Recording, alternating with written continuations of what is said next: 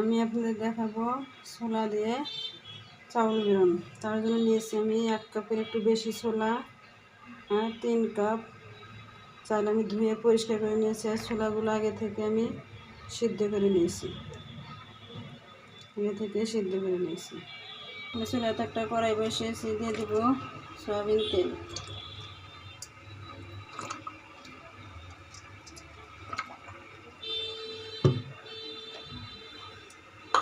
দিয়ে দিব পেঁয়াজ, দুটো বড় সাইজের পেঁয়াজ আমি কুচি করে নিয়েছি।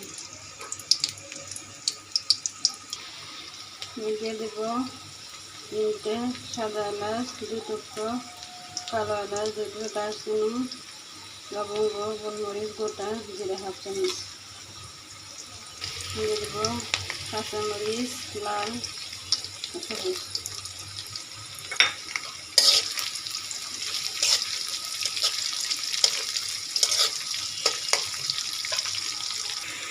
দিয়ে দেবো বাটা মশলা, তার জন্য 1 চামচ জিরে বাটা,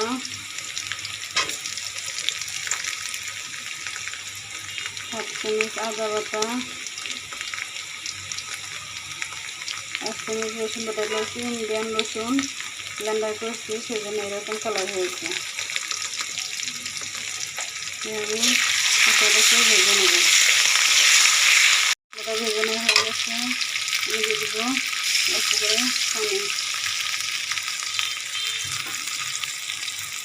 দিয়ে দেবো শুকনো ফোড়ন, 1/2 চামচ হলুদের গুঁড়ো, 1/2 চামচের বেশি ধনে গুঁড়ো, স্বাদ মতো লবণ দিয়ে মশলাটা ভালো করে কষে নেব। মশলা তেল ছেড়ে দিয়েছে। আমি এবার ছোলা আর চালগুলো ছেড়ে দেব, দিয়ে ভালো করে কষে নেব। এখন ছোলা চাউল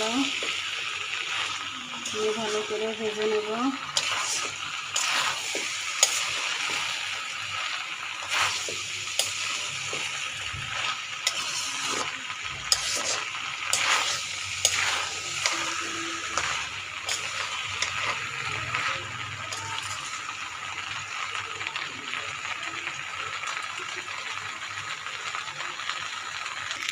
ভেজে নেওয়া হয়ে গেছে। এর ভিতরে গরম পানি, ফুটন্ত গরম পানি দিয়ে দেব।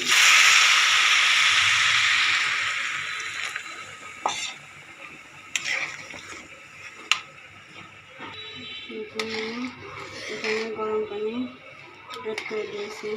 এখন ঢাকা দিয়ে রান্না করে নেব। এখানে মাঝখানে ঢাকা উঠে একবার নেড়ে দিয়েছি, আবার নেড়ে দিচ্ছি। চুলাটা একবারে লো আঁচে দিয়ে 10 মিনিট দমে রেখে দেব। দেখেন রেডি হয়ে গেছে আমার ছোলা দিয়ে চাউল বেরোন। এখন চুলা থেকে নামিয়ে দেবো। আমি মাঝে দিয়ে একবার নাড়িয়ে দিয়েছিলাম। এখন চুলাটা অফ করে দেব। রেডি হয়ে গেছে আমার ছোলা দিয়ে চাউল বেরোনোর রেসিপি। ইফতারের আইটেম যদি এটা থাকে তাহলে খারাপ কি। আপনারা প্রতিদিন ভাজি পুরি না খেয়ে মাঝে মাঝে এরকম করে বুট দিয়ে বা ছোলা দিয়ে চাউল বেরোন এরকম করে করতে পারেন। আমার রেসিপি যদি আপনাদের ভালো লেগে থাকে তাহলে অবশ্যই বাসায় একবার ট্রাই করবেন। কেমন হয়েছে তা খেয়ে কমেন্টসে জানাবেন। ফেসবুক থেকে দেখে থাকলে ফেসবুক পেজটা ফলো করবেন, আর ইউটিউব থেকে দেখে থাকলে ইউটিউব চ্যানেলটা সাবস্ক্রাইব করে পাশে থাকা বেল আইকনটি ক্লিক করে দেবেন। আপনারাও একবার ট্রাই করবেন অবশ্যই। ইফতারের আইটেম রোজার দিনে প্রতিদিনে ভাজি পুরি না খেয়ে এরকম করে মাঝে মাঝে বাচ্চাদের বানিয়ে দেবেন, ভালো লাগবে। আল্লাহ হাফেজ।